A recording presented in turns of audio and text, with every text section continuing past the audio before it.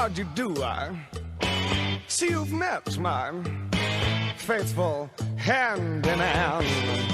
He's just a little brought down because when you knocked, he thought you were the candy man. Don't get strung up by the way I look. Don't judge a book by its cover. I'm not much of a man by the light of day, but by night I'm one hell of a lover.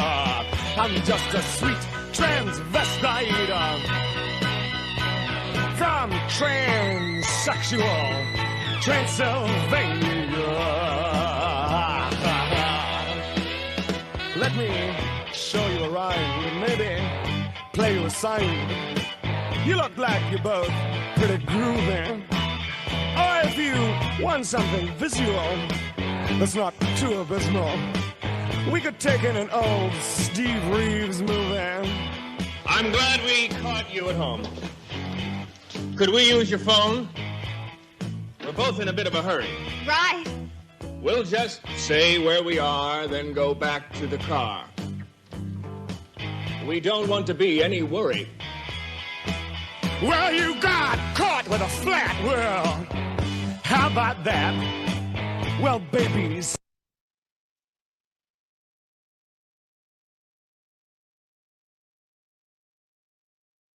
Don't you panic.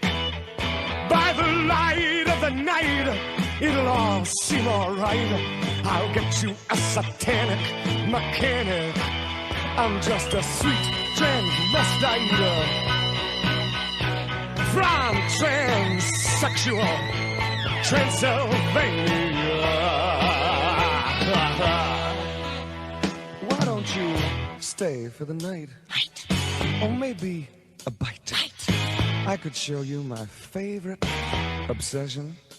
I've been making a man with blonde hair and a tan, and he's good for relieving my tension. I'm just a sweet transvestite from transsexual Transylvania. Hey, I'm just a sweet transvestite from transsexual Transylvania.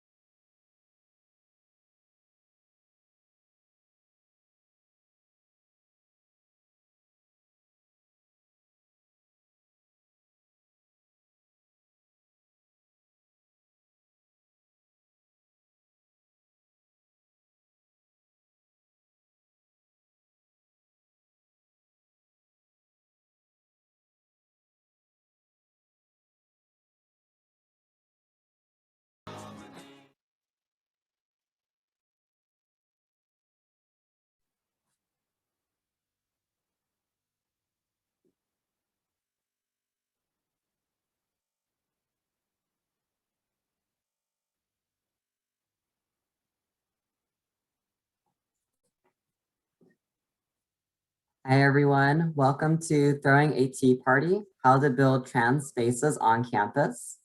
My name is Ariane Reed, my pronouns are he, him, his, and I am the moderator for this session. Before I introduce our presenters, I have a few items to share with you. Please note that we are in a Zoom meeting and you have video and audio microphone capabilities. Out of respect for the presenter and the other attendees, we request that you keep yourself muted. Should you have questions or comments or anything else, please enter them into the chat box. As time allows, we will share your questions with presenters and they may monitor the chat box as well. Additionally, you may use the chat feature to share thoughts with the presenter or with each other.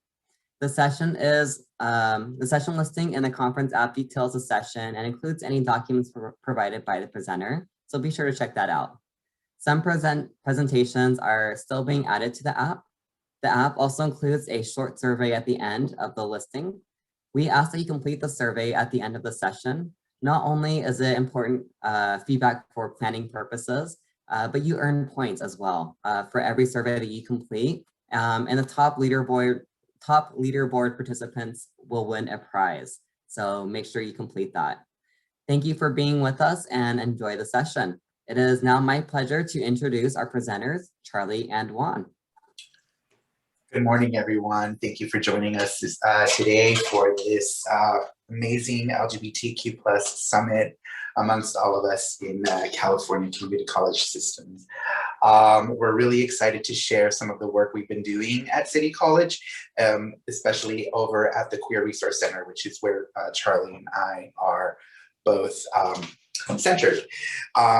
So the name of our presentation is Throwing a Tea Party, How to Build Trans Spaces on Campus. And we're gonna spend some time here just sharing with you how we threw a tea party last year and this semester. So before moving on any further, I'd like to pass it over to Charlie for the land acknowledgement.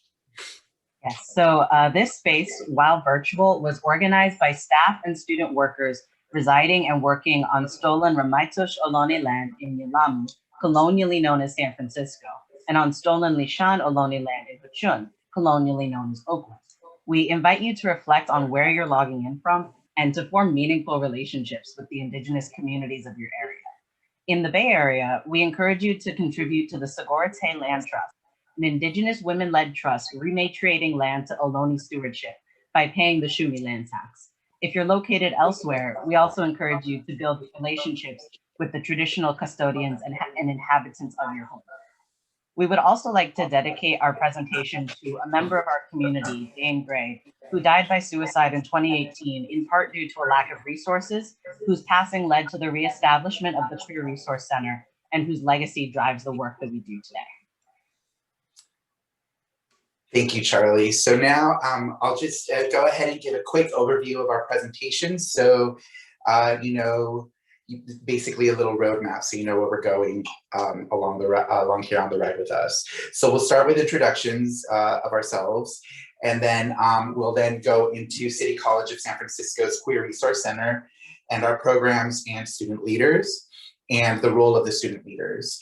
I'll also be able to provide a brief timeline of LGBTQ+ representation on the City College of San Francisco campus, and then an overview of Tea House before Charlie takes over and walks you through how he threw a tea party.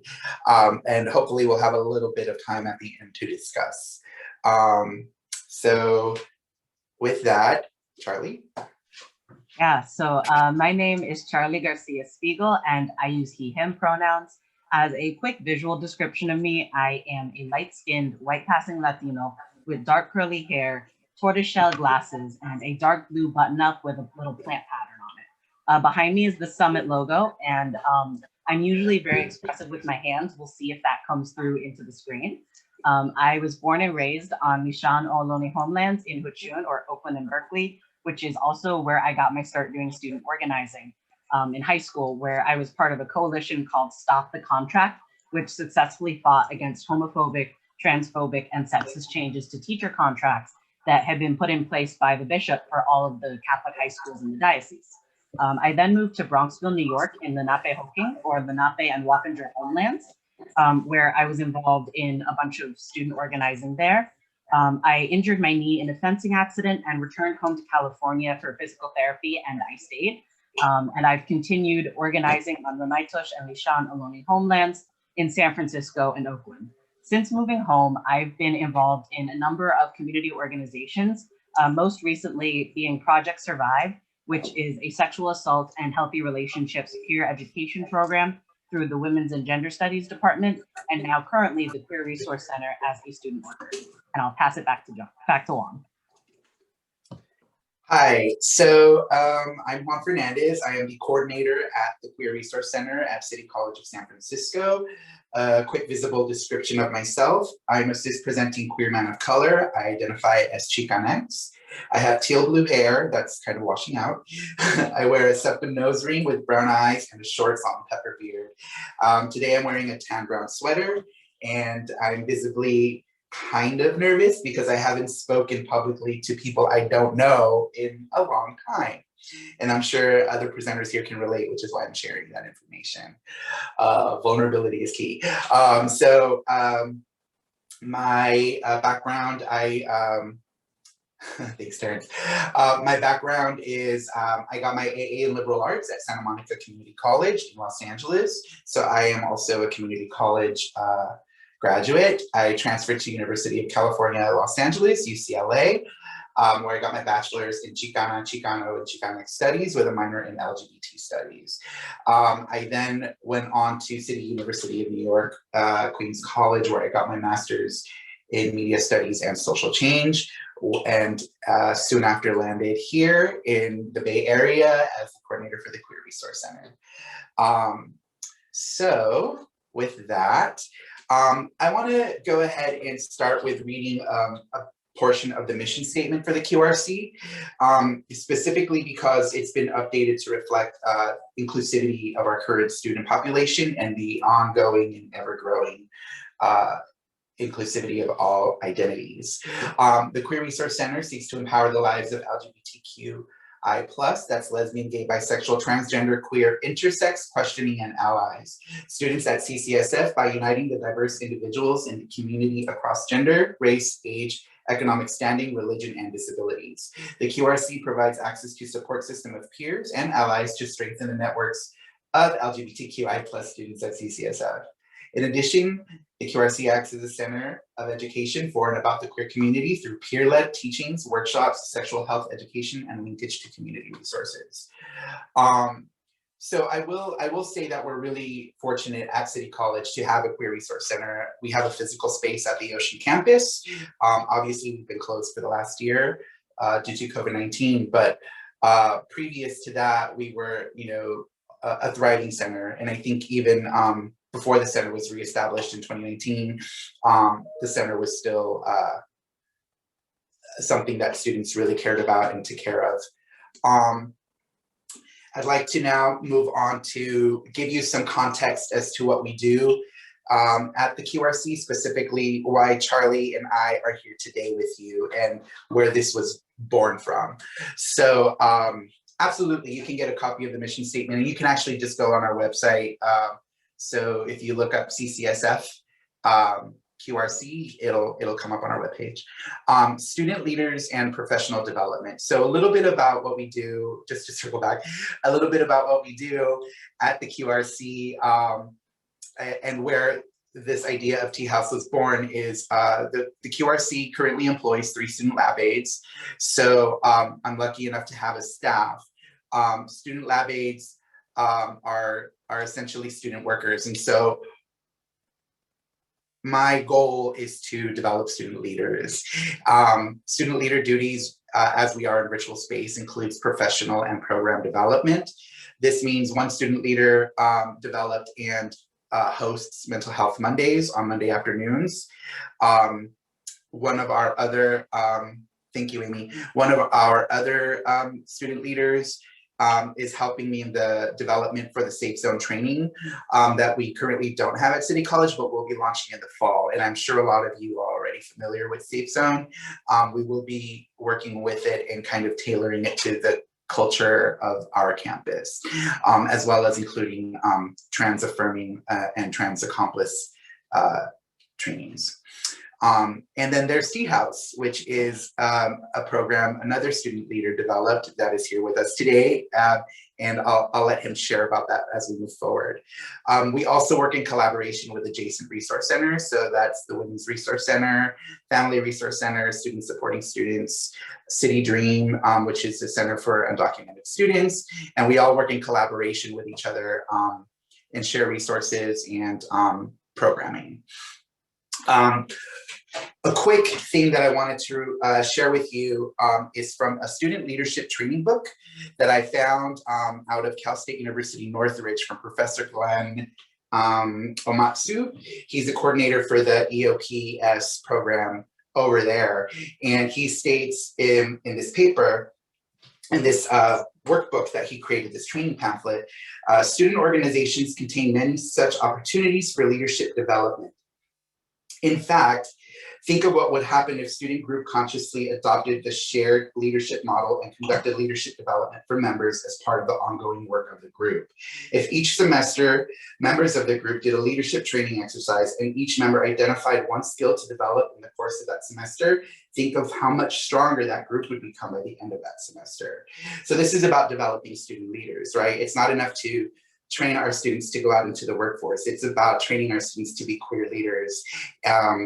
You know, I'm going to eventually age out of this profession, and I need to both learn from those coming in and share what I do know with those, you know, coming in as well.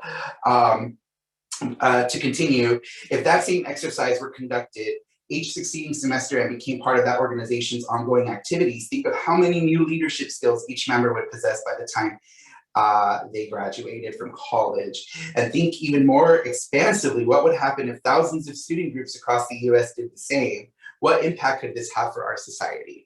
So this is, you know, obviously really big thinking, but it is also important to note that these big changes happen in small spaces, and also students are always leading and paving the roads to new ways of thinking. So I think it's really important to cultivate those relationships with student workers and refocusing from going and being student workers to being student leaders, right? And helping them develop their dream. So next slide, please.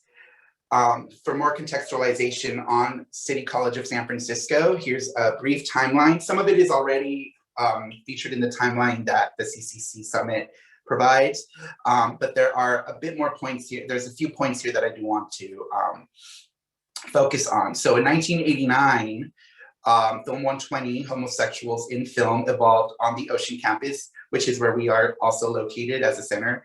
And it established the first gay lesbian studies department in the United States. This was devoted to gay, lesbian, and bisexual studies. About 15 years later, Transgender Voices and Transgender Voices, Transgender Rights is formed by students and faculty of the HIV STI program in 2004 as a response to violent attacks on campus and in local community. This later became the Gender Diversity Project, which still exists at City College today through the Health Certification Programs department. A year after that, the QRC was developed on campus, located at Ocean. The QRC is a space for LGBTQ+ students run by volunteers, faculty, and students. And then in 2019, they went on to hire full-time classified staff, and that would be myself. And to here, I do want to acknowledge that the GLBT Historical Society of San Francisco was really gracious enough to pull out tons of amazing ephemera for us. And so there are some pamphlets. Here's a pamphlet with a transcription on the right of the mission of Transgender Voices, Transgender Rights that was founded in 2004. It states, I'll just read the bottom portion. The Transgender Voice, Transgender Rights project is designed to work in service to and in collaboration with transgender communities at City College of San Francisco and beyond. Our mission is to dismantle the stereotypes that perpetuate fear, discrimination, harassment, and violence. Our goal is to work together and support education and advocacy projects to ensure dignity and human rights they all deserve. So this student-led program and effort was founded just 1 year prior to when the QRC was finally a tangible thing on campus. So it goes to show that the QRC probably would not have been born if this type of and these levels of student activism didn't exist on campus already. Here is something that came up recently at one of our faculty and staff flex days, professional development flex days. I don't know what other schools call them. I'm assuming it's all the same, but two professors at our campus, both trans-identified, led a workshop titled Trans and Non-Binary Experiences at CCSF. So in their workshop, they asked the question, what are the main concerns and challenges for trans and non-binary students, faculty, and staff at City College? Faculty and staff were allowed to answer this anonymously, and Charlie kind of gathered a word cloud here to highlight some of the most relevant phrases and terms that came up in that word cloud. And so Charlie, if you want to go ahead and elaborate on this as well. Yeah, absolutely. So, you know, like Juan said, Professors Falfrego and Jesse Colbert, you know, talked to, you know, a bunch of faculty and staff during Flex Day and asked them what, you know, they thought was of most concern on our campus, on our campuses, because we do have a number of campuses. And the most common one was dead naming as a theme that the most common theme that came up was dead naming, which is referring to someone by a prior name that they no longer use. Other things that popped up were access to bathrooms, misgendering, which is, you know, when you refer to someone by gendered terms or by pronouns that they don't use. Physical and emotional safety were kind of the four big ones. But then there were also some that were less commonly spoken about, but still relevant, such as curricula that are outdated, that don't have, you know, accurate and up-to-date information about, you know, queerness, access to healthcare services, and transphobic graffiti that was posted outside some of the newer gender neutral bathrooms when they were converted from women's restrooms to unisex restrooms. Thank you, Charlie. So with those ideas kind of ruminating, it's easy to for us to make the transition to something like Tea House, where we realize we realized this a while ago, but this only kind of confirms that we have a lot of work to do on campus still. And so drawing from the QRC's 15-year history as the first LGBTQ+ resource center in the CCC system, Charlie, student leader, created the Tea House, a virtual space for transmasculine and masculine-centered people. This presentation will continue to showcase the programming from the Tea House's initial semester, highlight its contributions to the establishment of a trans-affirming campus culture, and provide a framework for establishing physical, virtual, trans-centered spaces throughout California. You are, you know, catching us in the very beginnings of the Tea House, but we've already gained a lot of positive feedback and have been able to really build on the work that has happened in this short amount of time while virtual, which is really amazing. So Charlie, I hand it to you. Thank you. Thank you for that wonderful overview of queerness at City College throughout the decades. The work that we do now at the Queer Resource Center just couldn't have happened without being able to build on those decades of work. And it also couldn't have happened, you know, without the time that I spent on the East Coast at Sarah Lawrence. The idea for the Tea House did first come about at Sarah Lawrence College in collaboration with some folks in an organization that I was in, Transpace, Remy Biggs and June Finkelstein, who were my co-chairs at Transpace, as well as Jules Parker, who was one of the co-chairs of Trans Action, which was the trans student advocacy group on campus. We wanted to bring together a space for trans students of all different birth assignments and identities to talk about medical and legal transition, and to do some informal peer support and peer health education. For a number of reasons, it never quite got off the ground, but I did keep the idea with me when I returned to California. And when we began to move online last spring, I began to envision this idea coming back to life. Since I was now the only one facilitating out of the original group of 4, I did decide to narrow the focus to trans masculinity, because I felt then, and I still feel, that I, as a transmasculine person, can't really claim authority or expertise on the experiences of trans women and trans feminine people. I'm definitely prioritizing collaboration with trans feminine people as we move forward, but I didn't want to kick things off by laying claim to an experience that just wasn't mine. With that being said, when Juan and I first began to put this idea into action, there were three main objectives that we ended up focusing on. The first, in line with the original idea, was to build community and facilitate peer health education for transmasculine and masculine of center individuals and communities. In addition to that, we also wanted to highlight some of the equity gaps and barriers that transmasculine, masculine of center, and LGBTQ/queer students at large are facing on campus, and to provide direct support to community members who may be struggling to navigate the bureaucracy that makes up community colleges. In fall of 2020, our first semester, we ended up hosting 7 events.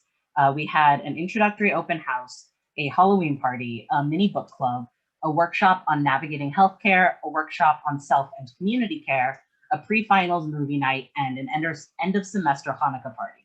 This was a bit of a dry run. We had these weekly informal events every Thursday afternoon for most of the semester, and they had low but consistent attendance. And when I say low but consistent, I mean that my best friend showed up every week to support me. And then for the movie night, we had a guest from the film club drop in and talk about the movie with us, which was the documentary Suited, which I highly recommend getting your hands on if you can. I honestly actually really appreciated this. It gave us a very informal atmosphere, and the small group let usually the two of us discuss transmasculine issues in a way that I was able to keep building on in the spring. And then moving into the spring, oh, and actually before I move into the spring, a quick visual description of the poster on the right-hand side of the screen. It's a poster that reads "Navigating Trans Healthcare" in large red letters, and then contains logistic information for the event, as well as some clip art style iconography of various medical equipment. And then moving into the spring, we actually ended up having a lot fewer events for a number of reasons. In total, we ended up having 2 full events and others that were postponed to the fall, which I'll explain in a second. The 2 events that we hosted were a workshop on sexual health education for Valentine's Day and a community discussion on health solidarity in observance of Bisexual Health Awareness Month. I was really, even though we only had 2 events, I was really happy with them because I was able to partner with a professor that I'd studied with in 2019 as part of gaining my sexual health educator certificate, Professor Brianna Hansen, and then with the Bisexual Resource Center, which is the national organization that founded Bi Health Month. So I ended up having much higher attendance for these workshops than I did in the fall. We did intend to have a lot more events on the calendar, but honestly, this spring was really difficult to be a trans person. There's been, if you haven't been hearing in the news, there has been this huge wave of legislative transphobia in the last few months that has been really draining. And as someone who was an out trans kid, someone who came out in my early teenage years, seeing today's trans youth face such a widespread, public, intense backlash was just devastating emotionally. And the fact that I do community work specifically based around my transness means that it's just categorically impossible for me to, leave my home life at home and my work life at work. That's just not how it works for queers and disabled people and people of color. We just don't get that luxury of separation. So in light of that, we did postpone a lot of the programming to the fall. And in the meantime, we've been focusing on weekly community support using the office hours that Juan mentioned earlier, and on honestly preparing for the summit. Throughout the semester, as part of this preparation, I've also been writing up a booklet that is almost an asynchronous version of this presentation with a lot of the tips and strategies that I used and that Juan used to get Tea House off of the ground. So if that's something you're interested in, be on the lookout for an announcement through the QRC email list and social media accounts. Since the nature of student work means that I don't get to work or get paid during the summer, that will likely either be in a few weeks as the semester wraps up or in the fall as the semester begins. And this image is the poster from the sexual health education workshop. It's titled "Let's Talk About Sex." Yes, that is a Salt and Pepper reference. And it is in large white print on a dark blue background with pink and blue plants and flowers and leaves around the edges, and again, the logistical information for the event. And then in the meantime, though, while I still work on that booklet, I do want to talk about the tools that we use to make Tea House happen, both in terms of event planning or logistics, but also in terms of the theory behind the action. I draw from a wide range of sources, and my work has always been really interdisciplinary.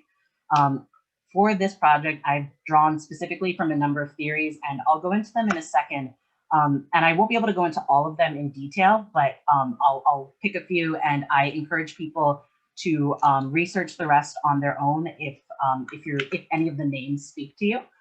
But quickly listing for anyone who might not be able to see the slides, I've been really influenced by care work, disability justice, consciousness raising, intersectionality research for transgender health justice, neurodiversity, pedagogy of refusal, popular education, and sick woman theory. I can't really spend anywhere near as much time diving into these as I'd like to. So again, check them out on your own time as you're interested. But it is important to me to cite the people and collectives whose work has influenced my own. So I'm going to briefly discuss consciousness raising, popular education, or not popular education, pedagogy of refusal, and sick woman theory. So consciousness raising, as I've engaged with it, was born out of second wave feminist organizing in the 1960s and 70s as a way of encouraging women, usually cisgender, middle class, married, heterosexual white women, to examine their own experiences with misogyny. And my exposure to it came from a copy of an old consciousness raising guideline that was expanded on and critiqued by scholar activist Mariam Kaba in recent years. And then pedagogy of refusal is a term that comes to us from scholar S.J. Miller, and it's about refusing to be complicit in oppressive structures just because that's maybe the path of least resistance or easiest. And so, for me, both of those have been have factored into the way that I have planned the events themselves. In order to actually plan out the events, I used a consciousness raising activity template that I had gotten during my training with Project Survive. And pedagogy of refusal is part of what fuels when I specifically call attention to the ways that City College has failed trans students, because every college fails trans students from time to time, but it's important to call it out when it's, on our own front porch. And then the last one that I want to talk about, which goes into how I was doing my work, was sick woman theory, as expressed by queer of color disabled scholar Johanna Hedva, and which paints the picture of the sick woman, a person regardless of gender whose illness or trauma or disability or need for care and interdependence is feminized and devalued. And this theory engages with ways of uplifting mad, sick, and disabled movements, even and especially when we can't show up in the streets. To use myself for an example, in the fall of 2020, I was experiencing an extremely volatile housing situation, and my health suffered as a result. So I didn't have, the energy throughout most of 2020 to, join many of the, mutual aid and solidarity collectives and movements that were happening. But I was able to do a lot of the work for Tea House, not just from my bedroom, as a lot of people who are working from home have done, but from my bed. I did this, with the strength that I had from my bed. And speaking of the work that I did do to make Tea House happen, my training is in public health and psychology and sexual health education. So data is super important to me. In order to get a sense of community needs and interests, we did a few things. We put out an interest form at the beginning of the semester, just asking people what kinds of events they're interested, what times they're free. We also tracked attendance data informally. Our highest attended session was the sexual health education workshop, which had somewhere between 20 and 30 attendees, which might sound small, but it's actually a really solid number when we compare it to other events that we've held virtually during the pandemic. Even for college-wide events, sometimes we struggle to get more than 4 or 5 people that are there as students versus that are there as part of their job. I also stayed after events to chat informally with anyone who, had questions or feedback for me, and, gathered info that way as well. And then with regards to putting this data into practice, I won't really go into detail on all of these because it's basically just tools for event planning. But in order to make a landing page for the project, I used a website maker called Carrd, that's spelled C-A-R-R-D, just to make a centralized landing page so people could find information and links very quickly. In terms of the workshops themselves, we hosted the gatherings on Zoom like we're doing now. And I used a software called AHA Slides, which is a little less customizable than the slide deck that we're using for this presentation. So that's why I'm not using it for this, but it is wonderfully interactive and very simple to set up. And we have a mailing list for the QRC, and the last thing, which I'll use to go into the next slide, is the promotional material. We use Canva to make posters and things. And so speaking of promotions and partnerships, I do want to take a second to highlight that specifically because it's really what has kept Tea House afloat. Even when we've had smaller attendance numbers or lower numbers of events, we've still been, making waves on this campus, which honestly I'm thrilled about. Including articles that we've been mentioned in but not directly contacted for. We've been included in 5 separate news articles throughout the past few months. 3 of these have come from The Guardsman, which is our student newspaper. A screen cap of one of those headlines is posted in the bottom right-hand corner of the screen that reads Charlie and the Tea House Event Series. And they've ranged from that interview that I conducted to, a citation of our land acknowledgement as part of a broader movement at City College to bring these to campus. The ways that we did this promotion was press releases. That was, one of the mentorship things that that Juan has been talking about. Last fall, I thought to myself, I don't know how to write a press release. I want to learn how to do that. I feel like that's something I should know how to do. And so I just emailed them and I was like, hey, do you mind if I like start writing press releases for this? And Juan was like, go right ahead. And gave me like the support I needed for that. And then the interviews, like I mentioned, and then just promoting through social media, Twitter, Instagram, Facebook. People shared our events to Discord servers and the website Meetup. We used our mailing list. And then we partnered with people and departments, both in and out of City College. The departments were the LGBT Studies Department and the Interdisciplinary Studies Department. And then I also wanted to shout out in particular a transmasculine Discord server that has been very helpful for promoting the events. They've been so committed to like spreading the word, which is the Transmasc Treehouse. So like, thank you to them. Then we also partnered with the Bisexual Resource Center, which again is the national organization that facilitates Bi Health Month. And then there were 3 individual professors who I have already mentioned, but wanted to, to restate here as well. Professor Brianna Hansen, Professor Jesse Colbert, and Professor Palpero. And then moving into some key takeaways real quick, because I know we're running up on time.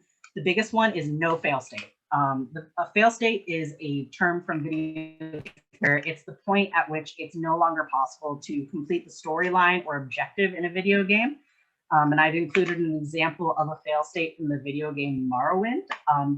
I couldn't get a good screenshot of it, but the screenshot reads, with this character's death, the thread of prophecy is severed. Restore a saved game to restore the weave of fate, or persist in the doomed world you have created. There's no way to create a doomed world with this. There's no thread of prophecy that's being severed. Any achievement that you do is an accomplishment if you try to do this on your own campus. Like even giving, quote unquote, giving up is not a fail state. Like I felt that I was, quote unquote, giving up earlier in this semester when I had to move a lot of events. But what that meant was that I was prioritizing rest and community care, and that, you know, helped sustain the work that we've been doing. And then real quick, just going over some of these takeaways that we've already discussed, but I again want to just name briefly. Promotion, promotion, promotion. Just again, even with low attendance, we were able to get ourselves out there, get involved in communities, build partnerships, build relationships, and that has materially changed some of the culture on campus. We didn't really talk about it in this presentation, but there has been some behind the scenes work that we've been doing as well on updating people's emails and, you know, other projects of that nature. Ditching the slide deck is just, you know, sometimes conversations will go in places where you don't expect, and it is okay to follow that. And then the final three kind of I'll sum up as, you know, giving people, giving student workers, first hiring student workers if you have the resources, and then giving them the mentoring, like with the press releases, like with some of these other skills, and then institutional backing. I've had much more response, or I've had much more engaged responses from people when I contact them as a student worker versus when I just contact them on my own. So overall, summing up, ask what students need. If you're a facilitator or someone who works for the college, ask how you can help make it happen, and let student leaders make the decisions about how resources and funds are used and how our energy gets directed. And I'll toss it back to Juan to wrap us up. Yeah, thank you, Charlie, for all of that work. It looks like we have a little bit of time left, so I'll just go through these really quickly. But just our next step is to continue expanding Tea House programs, and this includes inviting trans feminine folks into the space as well, and creating a culture that is far more inclusive. This was our first year, and so like anything else, it's all about I won't say trial and error, but it's just about trying new things. Safe Zone and trans and non-binary experiences at CCSF Accomplice trainings will be launching in the fall. And this is, again, just an extension of what is already the Safe Zone trainings across other campuses. And we will be including the trans and non-binary experience component to it as well. Those will also be launching in conjunction with 4 other Resource Center Accomplice trainings, including the Veterans Resource Center, City Dream, which is the Resource Center for Undocumented Students, Umoja for African American Scholar students, and the Queer Resource Center. And this is all in conjunction with and being led by this Office of Student Equity. Student leadership and outreach. As you can see, Charlie is a born leader. And so all it takes is, you know, making space and creating an environment where student workers can really land on their feet as student leaders. Just like this, what we're doing right now, it's just more outreach for us, right? And so take every opportunity you can and look at it as an opportunity for outreach and inviting more people into your space. And this includes, if anyone here is interested in collaborations, please reach out to us.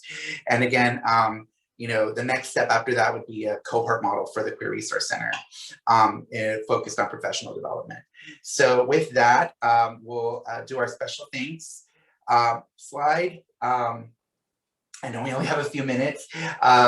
Amy Coffey, Assistant Director of Student Activities, Noah Listrup, Dean of Student Engagement and Wellness at City College, Ardell Thomas, Chair of LGBT Studies, Professors Pau Grego, Jesse Colbert, Brianna Hansen, and Shala Muzel Cervantes. Charlie? And we would also like to thank the community members who have been involved in this. Leif Pope, Remy Biggs, June Finkelstein, Jules Parker, Dean Tessa Brown, and the Office of Student Equity at City College, and the San Francisco GLBT Historical Society Archives and Museum, again, for gifting us with images of that beautiful ephemera.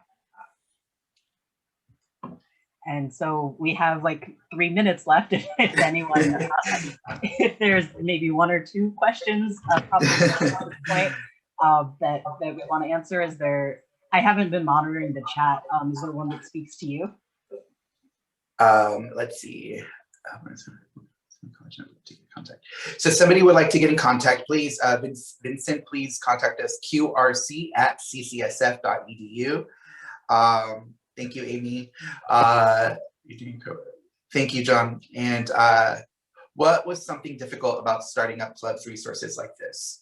I'll let you answer that, Charlie. Yeah, so thank you for asking that, Ethan. And the biggest thing is just getting people engaged. With a community college, you know, I've been at both four-year colleges, like four-year residential colleges and community colleges. And it's really difficult when everyone's a commuter student to get everyone in the same place at the same time, whether that's in person or virtually. You know, it's also difficult when so many of us are, you know, non-traditional students in some way, you know, either part-time and working or taking care of families or other responsibilities, whatever they may be. So, you know, like that's honestly been like the biggest hurdle, is just getting other people involved in it, or other students specifically. But, you know, faculty and staff have been just so wonderful about supporting me, and I really appreciate that. And, you know, we have started to get more attention and more engagement as, you know, as the year goes by. And so I'm really, really excited to keep this going. Is there any last thought before we head out? Because I know you have places to be, Juan. Yeah, no, we have 1 minute left actually. So I think we'll reserve the questions. Hi, Jorge. Nice to see you too. But please feel free to email us at qrc@ccsf.edu. Charlie and I will both be receiving those, any messages you send us or requests for collaboration. You can also visit the landing page for Tea House to get a more in-depth look at what Charlie has done. And just go t-house.card with 2 R's .co, t-house.carrd.co. Our Instagram is @ccsf.qrc. Thank you everyone for the really encouraging words in the chat, and we'll see you throughout the summit. Please say hello, reach out to us. We hope to hear from you. And if you want to reach me directly, jfernandez@ccsf.edu.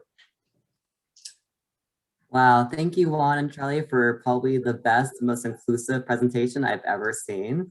And I want to thank everyone for coming. We had about 80 participants, which is amazing.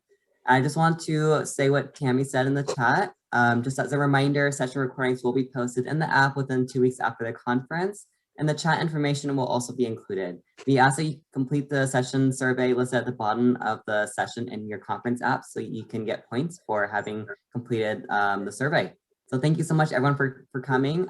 We are going to log out now and go to the networking session that will be starting in a few minutes. We hope to see many of you there. Thank you, everyone. Thank you. Thanks for your time. Thank you, Charlie. Great work.